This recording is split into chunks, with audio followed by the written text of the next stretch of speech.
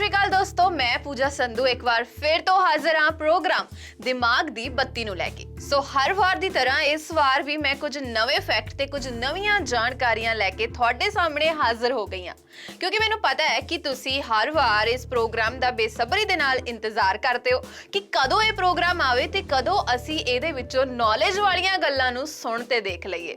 ਸੋ ਤੁਹਾਡਾ ਜਿਹੜਾ ਇੰਤਜ਼ਾਰ ਹੈ ਹੁਣ ਖਤਮ ਹੋ ਗਿਆ ਹੈ। ਅਗਲੇ ਐਪੀਸੋਡ ਨੂੰ ਲੈ ਕੇ ਮੈਂ ਤੁਹਾਡੇ ਸਾਹਮਣੇ ਹਾਜ਼ਰ ਹਾਂ ਤੇ ਤੁਸੀਂ ਕਦੇ ਸੁਣਿਆ ਕਿ ਕੋਈ ਇਨਸਾਨ ਬਿਨਾਂ ਖਾਦੇ ਪੀਤੇ ਪੂਰੀ ਜ਼ਿੰਦਗੀ ਜੀ ਸਕਦਾ ਹੈ, ਜਾਂ ਫਿਰ ਬਲੈਕ ਐਗ ਦੇ ਬਾਰੇ ਸੁਣਿਆ ਜਾਂ ਉਸ ਨੂੰ ਦੇਖਿਆ? नहीं देखिया कोई गल नहीं, आपां अज यही फैक्ट्स दी गल करांगे अपने प्रोग्राम दे विच ते कुछ इहो जिहियां सजावां दी गल करांगे जिहड़ियां कि पुराने समय दे विच दित्तियां जांदियां सी। सो बिना देरी तो हुण आपां इस प्रोग्राम दी शुरुआत करदे हां। सो वधदे हां जी साडे फैक्ट्स वाल ते अज दा पहला फैक्ट है जिहदे बारे मैं गल करन जा रही हां। ਉਹ ਹੈ ਜੀ ਕਿ ਕੇਰਲਾ ਦੇ ਵਿੱਚ ਹਥਨੀ ਦੀ ਮੌਤ ਤੇ ਸਭ ਨੂੰ ਝੰਜੋੜ ਕੇ ਰੱਖ ਦਿੱਤਾ ਸੀ, ਪਰ ਇਸ ਤੋਂ ਅਸੀਂ ਇਹ ਨਹੀਂ ਕਹਿ ਸਕਦੇ ਕਿ ਇਨਸਾਨੀਅਤ ਦੁਨੀਆ ਤੋਂ ਬਿਲਕੁਲ ਹੀ ਖਤਮ ਹੋ ਗਈ ਹੈ, ਕਿਉਂਕਿ ਅਗਲੇ ਵਾਕਿਆ ਵਿੱਚ ਮੈਂ ਹੁਣ ਗੱਲ ਕਰਨ ਜਾ ਰਹੀ ਹਾਂ ਇਨਸਾਨੀਅਤ ਦੀ ਇੱਕ ਮਿਸਾਲ ਦੀ। ਸੋ ਮੈਂ ਗੱਲ ਕਰ ਰਹੀ ਹਾਂ ਜੀ ਤਮਿਲਨਾਡੂ ਦੇ ਪੋਠਾਗੁੜੀ ਗਾਉਂ ਦੀ, ਜਿੱਥੇ ਦੇ ਲੋਕਾਂ ਨੇ ਪੰਛੀਆਂ ਦੇ ਬਚਾਅ ਦੇ ਲਈ 35 ਦਿਨਾਂ ਤੱਕ ਆਪਣੇ ਘਰ ਦੀ ਲਾਈਟ ਨਹੀਂ ਜਗਾਈ। ਹੋਇਆ ਕਿ ਇਸ ਗਾਉਂ ਦੇ ਲੜਕੇ ਜਿਸ ਦਾ ਨਾਮ ਕਰੱਪੂ ਸੀ, ਜਿਸ ਦੇ ਘਰ ਦੇ ਕੋਲ ਗਾਉਂ ਦੇ ਸਟਰੀਟ ਲਾਈਟ ਦਾ ਮੇਨ ਸਵਿਚ ਬੋਰਡ ਮੌਜੂਦ ਸੀ। ਕਰੱਪੂ ਰੋਜ਼ ਰਾਤ ਹਨੇਰਾ ਹੁੰਦੇ ਹੀ ਇਸ ਸਵਿਚ ਤੋਂ ਸਾਰੀਆਂ ਲਾਈਟਸ ਔਨ ਕਰ ਦਿੰਦਾ ਸੀ। ਸੋ ਇੱਕ ਦਿਨ ਜਦੋਂ ਸਵਿਚ ਔਨ ਕਰਨ ਦੇ ਸਮੇਂ ਉਸਨੇ ਉਸ ਕੋਲੋਂ ਮੈਕਪਾਈਨ ਰੌਬਿਟ ਨੂੰ ਉਸਦੇ ਕੁਝ ਅੰਡਿਆਂ ਨਾਲ ਦੇਖਿਆ ਤਾਂ ਉਸਨੇ ਉਸ ਨੂੰ ਛੇੜਿਆ ਨਹੀਂ, ਬਲਕਿ ਉਸਨੇ ਆਪਣੇ ਗਾਉਂ ਦੇ WhatsApp ਗਰੁੱਪ ਦੇ ਉੱਤੇ ਉਹ ਫੋਟੋ ਸ਼ੇਅਰ ਕਰ ਦਿੱਤੀ ਤੇ ਉਹ ਲੋਕਾਂ ਨੂੰ ਕਨਵਿੰਸ ਕਰਨ ਲੱਗ ਪਿਆ ਕਿ ਜਦ ਤੱਕ ਉਸ ਚਿੜੀ ਦੇ ਅੰਡਿਆਂ ਤੋਂ ਬੱਚੇ ਨਹੀਂ ਨਿਕਲ ਜਾਂਦੇ ਉਸ ਸਵਿਚ ਬੋਰਡ ਨੂੰ ਨਾ ਛੇੜਨ ਤੇ ਕੁਝ ਦਿਨ ਸਟਰੀਟ ਲਾਈਟਸ ਨੂੰ ਬੰਦ ਰੱਖਿਆ ਜਾਵੇ। ਪਰ ਕੁਝ ਲੋਕਾਂ ਨੇ ਇਸ ਗੱਲ ਦਾ ਵਿਰੋਧ ਕੀਤਾ ਤੇ ਕਿਹਾ ਕਿ ਉਹ ਸਿਰਫ ਇੱਕ ਚਿੜੀ ਦੇ ਕਰਕੇ ਹਨੇਰੇ ਵਿੱਚ ਕਿੱਦਾਂ ਰਹਿ ਸਕਦੇ ਨੇ। ਪਰ ਕਰੱਪੂ ਨੇ ਆਰਗੂਮੈਂਟਸ ਦੇ ਅੱਗੇ ਕਿਸੇ ਦੀ ਨਾ ਚੱਲੀ। ਸੋ ਉਸਨੇ ਲੋਕਾਂ ਨੂੰ ਕਿਹਾ ਕਿ ਅਸੀਂ ਆਪਣੇ ਬਚਪਨ ਦੇ ਪੰਛੀਆਂ ਦੀ ਗੱਲ ਕਰੀਏ ਤੇ ਉਹ ਸਾਨੂੰ ਹੁਣ ਦਿਖਦੇ ਹੀ ਨਹੀਂ ਹੈ। ਸੋ ਇਸ ਗੱਲ ਨੇ ਲੋਕਾਂ ਨੂੰ ਸੋਚਣ ਤੇ ਮਜਬੂਰ ਕਰ ਦਿੱਤਾ ਕਿ ਇਨਸਾਨਾਂ ਨੇ ਕੁਦਰਤ ਦਾ ਕੀ ਹਾਲ ਕੀਤਾ ਹੈ। ਸੋ ਇਸ ਤੋਂ ਬਾਅਦ 35 ਦਿਨਾਂ ਤੱਕ ਜਦੋਂ ਤੱਕ ਕਿ ਬੱਚੇ ਅੰਡਿਆਂ ਤੋਂ ਬਾਹਰ ਨਹੀਂ ਆਏ ਉਹ ਸਟਰੀਟ ਦੀਆਂ ਸਾਰੀਆਂ ਲਾਈਟਸ ਬੰਦ ਰਹੀਆਂ। ਮਤਲਬ ਕਿ ਪੋਠਾਪੁੜੀ ਗਾਉਂ ਵਿੱਚ ਇੱਕ ਵੀ ਸਟਰੀਟ ਲਾਈਟ 35 ਦਿਨਾਂ ਤੱਕ ਨਹੀਂ ਚੱਲੀ। ਹੈ ਨਾ ਮਜ਼ੇਦਾਰ ਫੈਕਟ। ਸੋ ਹੁਣ ਗੱਲ ਕਰਦੇ ਹਾਂ ਜੀ ਅਗਲੇ ਫੈਕਟ ਦੇ ਬਾਰੇ। ਅਮਰੀਕਾ ਦੇ ਵਿੱਚ ਰਹਿਣ ਵਾਲੇ ਹੈਰੀ ਆਪਣੀ ਕਮਾਲ ਦੀ ਜਾਦੂਗਰੀ ਕਾਰਨ ਜਾਣੇ ਜਾਂਦੇ ਨੇ। ਹਰ ਕੋਈ ਉਹਨਾਂ ਦੇ ਵਾਂਗ ਜਾਦੂ ਕਰਨਾ ਚਾਹੁੰਦਾ ਹੈ ਤੇ ਹੈਰੀ ਦੇ ਮਰਨ ਤੋਂ ਪਹਿਲਾਂ ਇੱਕ ਲਿਫਾਫੇ ਵਿੱਚ ਕਾਗਜ਼ ਪਾਇਆ ਸੀ ਤੇ ਜਿਹਦੇ ਵਿੱਚ ਉਹਨਾਂ ਨੇ ਸਭ ਤੋਂ ਬੈਸਟ ਟੈਕਨੀਕ ਦੇ ਰਾਜ਼ ਲਿਖੇ ਹੋਏ ਸੀ। ਸੋ ਉਹਨਾਂ ਨੇ ਦੁਨੀਆ ਨੂੰ ਕਿਹਾ ਕਿ ਉਹਨਾਂ ਦੀ ਸੋਵੀਅਤ ਤੇ ਇਸ ਕਾਗਜ਼ ਨੂੰ ਖੋਲਿਆ ਜਾਵੇ ਤੇ ਜਦੋਂ ਸੋਵੀਅਤ ਤੇ ਉਹ ਲਿਫਾਫਾ ਖੋਲਿਆ ਗਿਆ ਤਾਂ ਉਹ ਖਾਲੀ ਸੀ, ਜਦਕਿ ਪੂਰੀ ਦੁਨੀਆ ਦੇ ਸਾਹਮਣੇ ਹੈਰੀ ਨੇ ਉਸ ਲਿਫਾਫੇ ਵਿੱਚ ਕਾਗਜ਼ ਪਾ ਕੇ ਡੱਬੇ ਦੇ ਵਿੱਚ ਬੰਦ ਕਰਕੇ ਰੱਖਿਆ ਸੀ। ਪਰ ਅੱਜ ਲੋਕ ਮੰਨਦੇ ਨੇ ਕਿ ਹੈਰੀ ਦੀ ਇਹ ਆਖਰੀ ਟੈਕਨੀਕ ਸੀ ਜੋ ਉਸ ਦੇ ਮਰਨ ਤੋਂ ਬਾਅਦ ਵੀ ਦਿਖਾ ਦਿੱਤੀ। ਸੋ ਹੁਣ ਜੀ ਗੱਲ ਕਰਦੇ ਹਾਂ ਅਸੀਂ ਅਗਲੇ ਫੈਕਟ ਦੀ। ਕੀ ਕੋਈ ਇਨਸਾਨ ਖਾਦੇ ਪੀਤੇ ਬਗੈਰ ਰਹਿ ਸਕਦਾ ਹੈ? ਕੀ ਯੋਗ ਦੇ ਦਮ ਤੇ ਦੈਨਿਕ ਕਿਰਿਆਵਾਂ ਨੂੰ ਰੋਕਿਆ ਜਾ ਸਕਦਾ ਹੈ?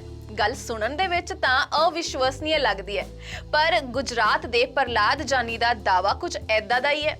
ਇਹਨਾਂ ਨੂੰ ਦੁਨੀਆ ਦਾ ਰਹੱਸਮਈ ਇਨਸਾਨ ਮੰਨਿਆ ਜਾਂਦਾ ਹੈ ਤੇ ਕੁਝ ਲੋਕ ਇਸ ਇਨਸਾਨ ਨੂੰ ਸੁਪਰ ਹਿਊਮਨ ਵੀ ਕਹਿੰਦੇ ਨੇ, ਕਿਉਂਕਿ ਇਹ ਇਨਸਾਨ ਨੇ ਪਿਛਲੇ 80 ਸਾਲ ਤੋਂ ਕੁਝ ਵੀ ਨਹੀਂ ਖਾਦਾ ਤੇ ਉਹਨਾਂ ਨੇ 10 ਸਾਲ ਦੀ ਉਮਰ ਦੇ ਵਿੱਚ ਹੀ ਖਾਣਾ ਪੀਣਾ ਛੱਡ ਦਿੱਤਾ ਸੀ।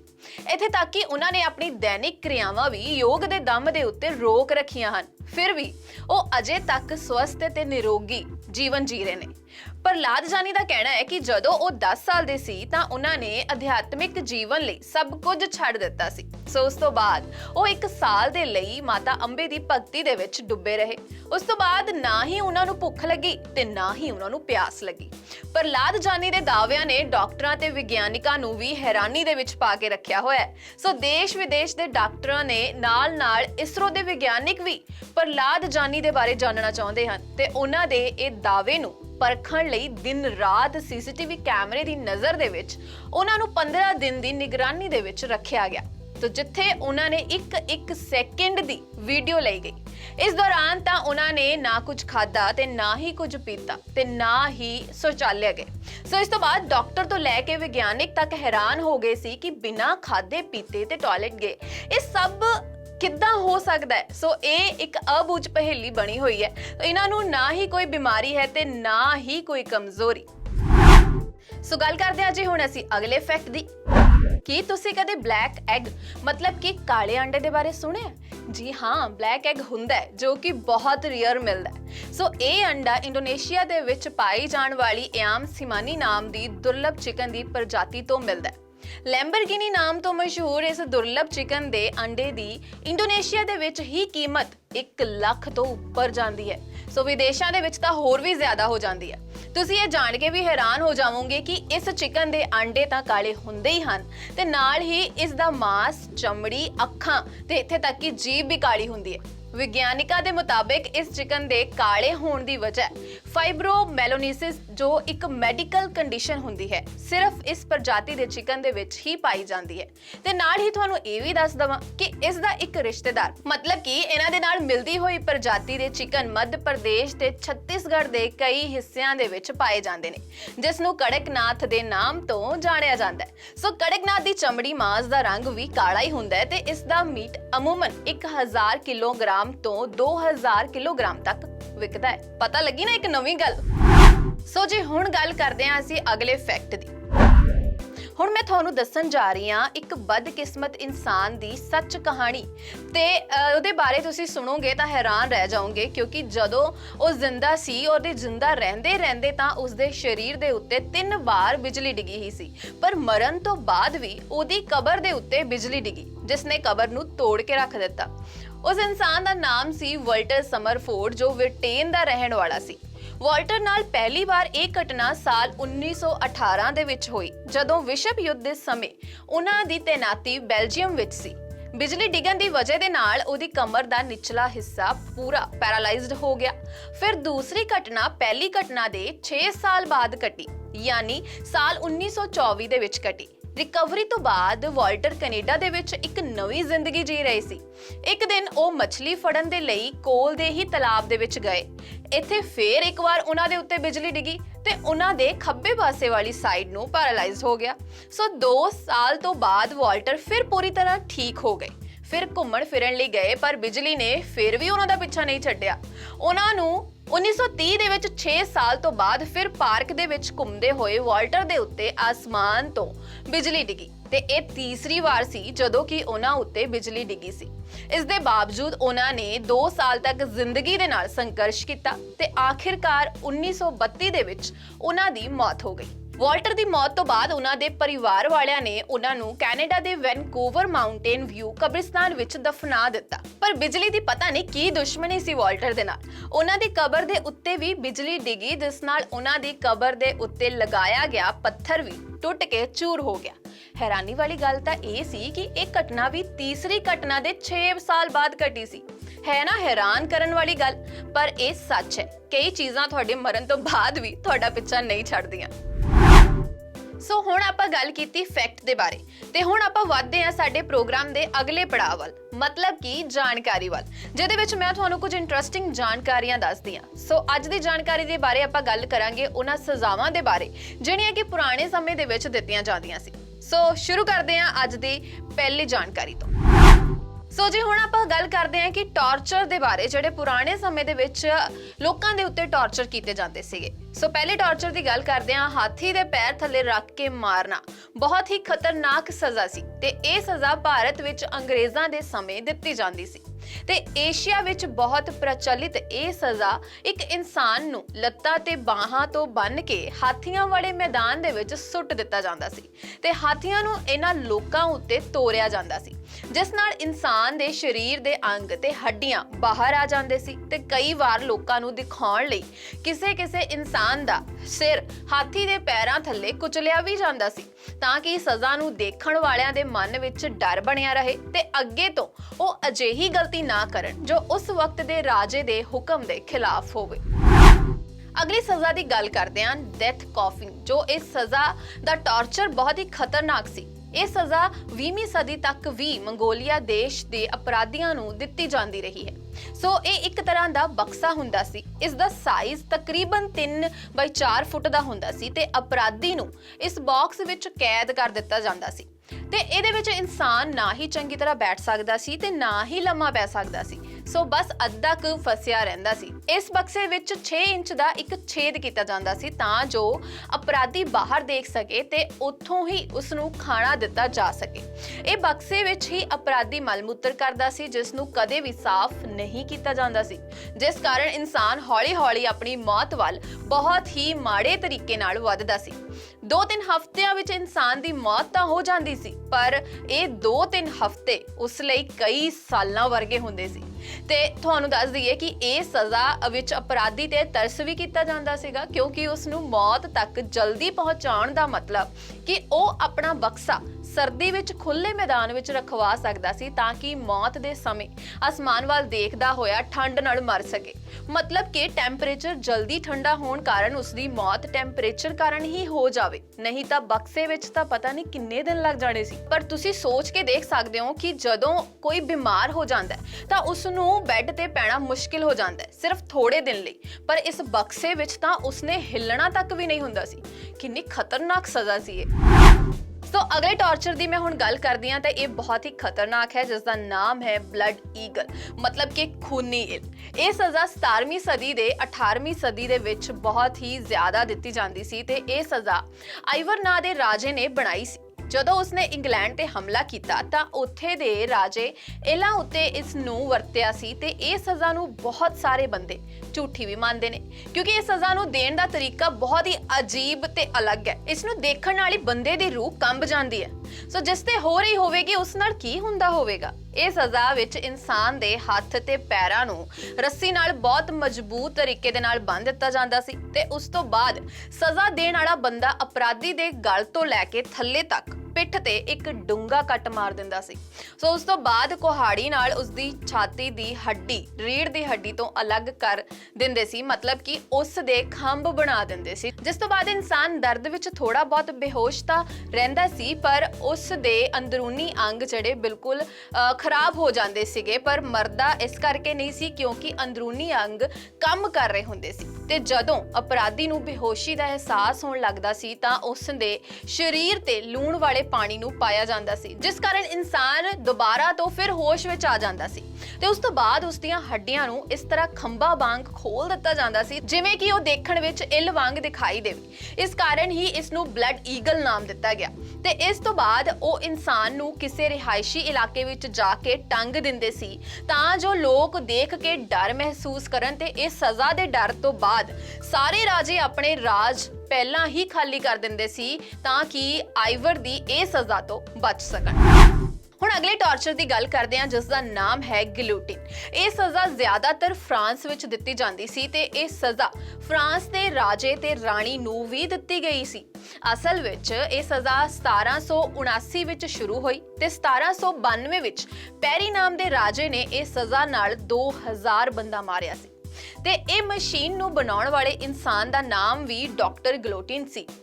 ਇਸ ਦੇ ਨਾਮ ਤੇ ਹੀ ਇਹ ਮਸ਼ੀਨ ਦਾ ਨਾਮ ਰੱਖਿਆ ਗਿਆ। ਇਹ ਮਸ਼ੀਨ ਨਾਲ ਅਪਰਾਧੀ ਦਾ ਸਿਰ ਉਸਦੇ ਸਰੀਰ ਤੋਂ ਅਲੱਗ ਕਰ ਦਿੱਤਾ ਜਾਂਦਾ ਸੀ ਤੇ ਕਈ ਵਾਰ ਅਪਰਾਧੀ ਦੇ ਹੱਥ ਜਾਂ ਲੱਤਾਂ ਨੂੰ ਕੱਟ ਦਿੱਤਾ ਜਾਂਦਾ ਸੀ, ਪਰ ਇਹ ਸਜ਼ਾ ਅਪਰਾਧੀ ਨੂੰ ਤੜਫਾਉਣ ਲਈ ਨਹੀਂ ਬਣਾਈ ਗਈ ਸੀ। ਇਸ ਵਿੱਚ ਅਪਰਾਧੀ ਦੀ ਆਸਾਨੀ ਨਾਲ ਮੌਤ ਹੋ ਜਾਂਦੀ ਸੀ ਤੇ ਹੁਣ ਕਮਾਲ ਦੀ ਗੱਲ ਕਹਿ ਲਓ ਜਾਂ ਹੈਰਾਨੀ ਵਾਲੀ ਗੱਲ ਕਹਿ ਲਓ, ਇਸ ਨੂੰ ਬਣਾਉਣ ਵਾਲੇ ਡਾਕਟਰ ਗਿਲੋਟਿਨ ਨੂੰ ਪੈਰੀ ਨਾਮ ਦੇ ਰਾਜੇ ਨੇ ਇਸ ਮਸ਼ੀਨ ਨਾਲ ਹੀ ਮਾਰਿਆ ਸੀ ਜਦੋਂ ਉਹ ਕਿਸੇ ਦੂਜੇ ਦਲ ਵਿੱਚ ਰਲ ਕੇ ਪੈਰੀ ਦਾ ਵਿਰੋਧ ਕਰ ਰਿਹਾ ਸੀ। ਸੋ ਦੂਜਿਆਂ ਦੀ ਮੌਤ ਲਈ ਬਣਾਈ ਗਈ ਮਸ਼ੀਨ ਉਸ ਦੀ ਆਪਣੀ ਹੀ ਮੌਤ ਦਾ ਕਾਰਨ ਬਣ ਗਈ।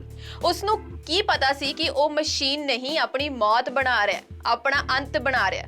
ਇਸ ਲਈ ਕਿਹਾ ਜਾਂਦਾ ਹੈ ਕਿ ਜੇਕਰ ਤੁਸੀਂ ਕਿਸੇ ਦੇ ਲਈ ਖੂਹ ਪੱਟੋਗੇ ਤਾਂ ਤੁਸੀਂ ਵੀ ਇੱਕ ਨਾ ਇੱਕ ਦਿਨ ਉਸ ਖੂਹ ਦੇ ਵਿੱਚ ਡਿੱਗ ਹੀ ਜਾਓਗੇ। ਸੋ ਜੀ ਹੁਣ ਗੱਲ ਕਰਦੇ ਹਾਂ ਅਗਲੀ ਸਜ਼ਾ ਦੀ। ਇਸ ਸਜ਼ਾ ਦਾ ਨਾਮ ਸੀ ਫਲਾਈਂਗ। ਇਹ ਸਜ਼ਾ ਬਹੁਤ ਹੀ ਅਲੱਗ ਤਰੀਕੇ ਨਾਲ ਦਿੱਤੀ ਜਾਂਦੀ ਹੈ। 17ਵੀਂ ਸਦੀ ਦੇ ਵਿੱਚ ਅਸੁਰ ਨਾਮ ਦੇ ਰਾਜੇ ਨੇ ਇਸ ਸਜ਼ਾ ਦਾ ਨਿਰਮਾਣ ਕੀਤਾ ਸੀ। ਇਹ ਸਜ਼ਾ ਵਿੱਚ ਅਪਰਾਧੀ ਨੂੰ ਜਿਉਂਦੇ ਜੀ ਮੌਤ ਦਾ ਅਹਿਸਾਸ ਹੁੰਦਾ ਸੀ ਕਿਉਂਕਿ ਸਜ਼ਾ ਦੇਣ ਵਾਲਾ ਅਪਰਾਧੀ ਦੇ ਸਰੀਰ ਤੋਂ ਸਾਰੀ ਚਮੜੀ ਨੂੰ ਅਲੱਗ ਕਰ ਦਿੰਦਾ ਸੀ। ਜਿਵੇਂ ਕਿ ਬਾਰਬੀਕਿਊ ਦੇ ਵਿੱਚ ਤੁਸੀਂ ਮੁਰਗਾ ਘੁੰਮਦਾ ਦੇਖਿਆ ਹੋਵੇਗਾ, ਉਹਦਾ ਹੀ ਅੰਦਰੂਨੀ ਚਰਬੀ ਦਿਖਾਈ ਦਿੰਦੀ ਸੀ ਇਸ ਇਨਸਾਨ ਦੀ ਉੱਪਰ ਵਾਲੀ ਚਮੜੀ ਦੀ ਤੈਂ ਲੱਥਣ ਤੋਂ ਬਾਅਦ ਇਨਸਾਨ 3-4 ਦਿਨ ਜ਼ਿੰਦਾ ਰਹਿੰਦਾ ਸੀ ਤੇ ਇਸ ਤੋਂ ਬਾਅਦ ਉਸਦੇ ਸਰੀਰ ਤੋਂ ਚਮੜਾ ਕੱਢ ਕੇ ਉਸ ਨੂੰ ਤੜਫਣ ਲਈ ਖੁੱਲੇ ਮੈਦਾਨ ਦੇ ਵਿੱਚ ਛੱਡ ਦਿੰਦੇ ਸੀ ਤੇ ਸਰੀਰ ਵਿੱਚ ਜਿਵੇਂ-ਜਿਵੇਂ ਖੂਨ ਤੇ ਪਾਣੀ ਖਤਮ ਹੁੰਦਾ ਸੀ ਉਸੇ ਹੀ ਤਰ੍ਹਾਂ ਆਦਮੀ ਦੀ ਜ਼ਿੰਦਗੀ ਖਤਮ ਹੁੰਦੀ ਰਹਿੰਦੀ ਸੀ। ਤੇ ਇਹ ਤਾਂ ਵੈਸੇ ਬਹੁਤ ਤੜਫਾਉਣ ਵਾਲੀ ਸਜ਼ਾ ਹੈ। ਕਦੇ ਤਾਂ ਉਹ ਇਨਸਾਨ ਦੇ ਜਿਉਂਦੇ ਜੀ ਪੰਛੀ ਵੀ ਉਸ ਤੇ ਹਮਲਾ ਕਰਦੇ ਸੀ ਤੇ ਉਸ ਨੂੰ ਖਾਣ ਲਈ, ਉਸ ਨੂੰ ਨੋਚਣ ਲਈ ਉਸ ਦੇ ਆਲੇ ਦੁਆਲੇ ਇਕੱਠੇ ਹੋ ਜਾਂਦੇ ਸੀ। ਗੱਲ ਕਰਦੇ ਹਾਂ ਜੀ ਹੁਣ ਅਗਲੇ torture the. Drawn and quarter ਦੀ ਇਹ ਸਜ਼ਾ ਵਿੱਚ ਫਾਂਸੀ ਦਿੱਤੀ ਜਾਂਦੀ ਸੀ, ਪਰ ਇਸ ਨੂੰ ਖਤਰਨਾਕ ਬਣਾਉਣ ਦੇ ਲਈ ਅਪਰਾਧੀ ਨੂੰ ਫਾਂਸੀ ਦੇ ਕੇ ਮਾਰਦੇ ਨਹੀਂ, ਸਗੋਂ ਜਦੋਂ ਸਾਹ ਰੁਕਣ ਲੱਗਦਾ ਸੀ ਉਸ ਨੂੰ ਫਾਂਸੀ ਦੇ ਫੰਦੇ ਤੋਂ ਉਤਾਰ ਲੈਂਦੇ ਸੀ ਤੇ ਦੁਬਾਰਾ ਫਿਰ ਲਟਕਾਉਂਦੇ ਸੀ ਤੇ ਇਸੇ ਤਰ੍ਹਾਂ 2-3 ਵਾਰ ਕਰਨ ਤੋਂ ਬਾਅਦ ਆਦਮੀ ਨੂੰ ਸਾਹ ਲੈਣ ਦੇ ਵਿੱਚ ਬਹੁਤ ਮੁਸ਼ਕਿਲ ਆਉਣ ਲੱਗ ਜਾਂਦੀ ਸੀ।